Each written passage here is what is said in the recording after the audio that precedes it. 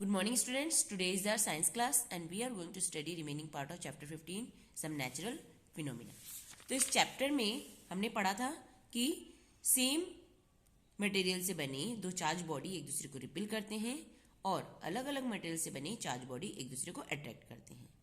Does it indicate that the charge on the balloon is of a different kind from the charge on the refill? We can say then that there are two kinds of charges. तो हम कह सकते हैं कि ये दो अलग अलग तरीके के चार्जेस हैं. Can we also say that the charge of same kind repel each other while charge of different kind attract each other. It is a convention of called the charge acquired by a glass rod when it is rubbed with silk as positive.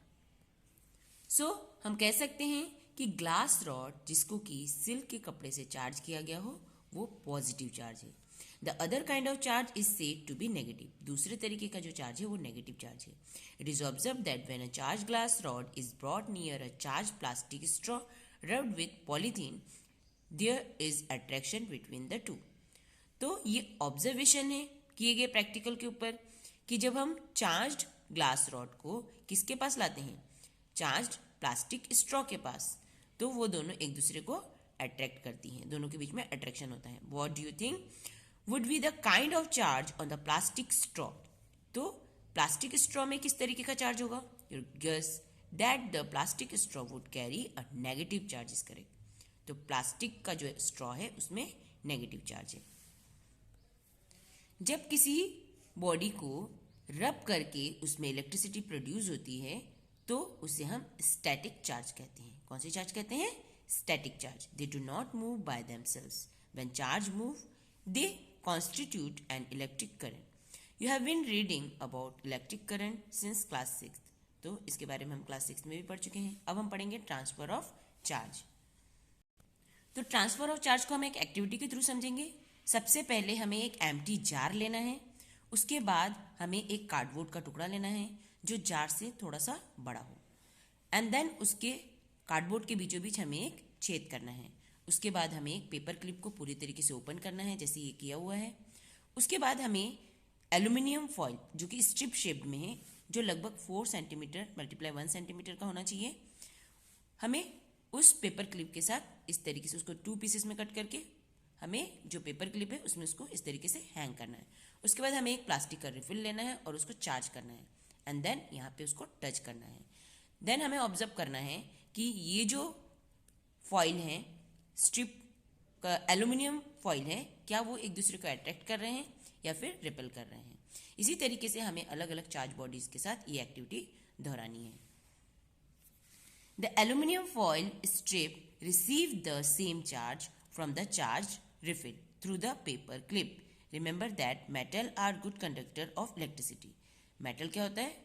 बिजली का good conductor होता है. The strips carrying similar charges repel each other and they become wide open. तो जब strip में जो एक जैसे चार्ज जब फ्लो होंगे तो वो एक दूसरे को क्या करेंगे? दूर हटाएंगे. Such a device can be use to test whether an object is carrying charge is not. इस तरीके की डिवाइस से हम ये पता लगा सकते हैं कि किसी चीज में चार्ज है या नहीं है. This device is known as electroscope और इस डिवाइस को हम इलेक्ट्रोस्कोप कहते हैं. इस प्रैक्टिकल से हमें यह भी पता चलता है कि जो चार्ज बॉडी है जिसमें कि इलेक्ट्रिक चार्ज रहता है वो ट्रांसफर होता है दूसरे बॉडी में. देन आपको क्या करना है? इस पेपर क्लिप को अपने हाथों से टच करना है. तो आपको क्या पता चलेगा कि जैसे ही आप टच करेंगे तो जो फॉइल है वो वापिस अपने ओरिजिनल स्टेट में आ जाएंगे, पहले की स्थिति में आ जाएंगे. जितनी बार भी इस एक्टिविटी को आप दोहराएंगे आपको समझ में आ जाएगा कि उसने चार्ज रिलीज कर दिया. कैसे रिलीज कर दिया है? क्योंकि आप जमीन से टच होके खड़े हैं तो उसने चार्ज को डिस्चार्ज कर दिया है. दैट मीन्स कि आपके बॉडी के थ्रू वो अर्थ में चला गया है. The process of transferring of charge from a charge object to the earth is called earthing. तो ये जो प्रक्रिया होती है कि किसी चार्ज बॉडी से चार्ज कहाँ पे ट्रांसफर हो जाती है? अर्थ में. तो इसे हम अर्थिंग कहते हैं. अब हम पढ़ेंगे the story of lightning. It is now possible to explain lightning in the terms of the charge produced by rubbing.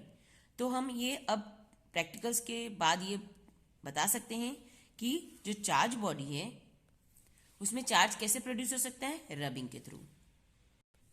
आपने देखा होगा कि जब थंडरस्टॉर्म होता है तो एयर का जो करंट है वो ऊपर की तरफ जाता है और साथ में जब बारिश गिरती है उसकी जो ड्रॉपलेट्स हैं वो नीचे की तरफ आती है, और इस विगिरस मूवमेंट की वजह से चार्जेस का सेपरेशन होता है। परिणाम स्वरूप जो पॉजिटिव चार्ज है वो क्लाउड के अपर पोर्शन में और जो नेगेटिव चार्ज है वो क्लाउड के लोअर पोर्शन में इकट्ठा होते हैं। उसी समय ग्राउंड के पास कौन सा चार्ज बनता है, पॉजिटिव चार्ज बनता है। तो इन सभी चार्जेस का जब मैग्नीट्यूड बहुत ज़्यादा होता है तो क्योंकि एयर जो होती है वो पुअर कंडक्टर होती है इलेक्ट्रिसिटी की, दैट्स वाई वो उसको रेजिस्ट नहीं कर पाती, और जो नेगेटिव और पॉजिटिव चार्ज है वो आपस में मिलने लगती है और आपस में स्ट्राइक को प्रोड्यूस करती है, जिसे हम लाइटनिंग कहते हैं, और इस प्रक्रिया को हम इलेक्ट्रिक डिस्चार्ज भी कहते हैं। आई होप यहाँ तक का चैप्टर सबको समझ में आ गया होगा। इसके आगे का जो पार्ट है वो हम अगले पीरियड में स्टडी करेंगे। Have a nice day.